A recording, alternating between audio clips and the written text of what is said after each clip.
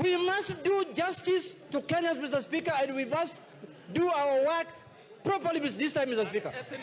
Mr. Speaker, I participated in the vetting of the last years, Mr. Speaker.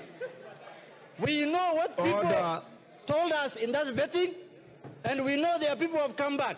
If your records of net worth is not colluding or is not balancing, Mr. Speaker, just know we will throw you out of the window, not even the door.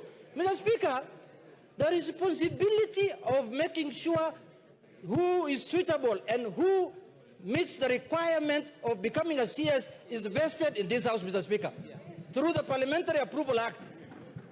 Honorable Junet, I'm finishing, Mr. Speaker. You are a member of the vetting committee. Mr. Speaker, I'm concluding, Mr. Speaker.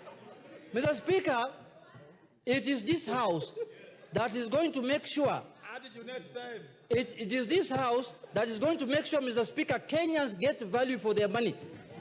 It is this House that is going to make sure, Mr. Speaker, if you know brothers and sisters who have been nominated, if you know you don't qualify, please leave early before you come to this House. This time we will put you in front of Kenyans bare, Mr. Speaker.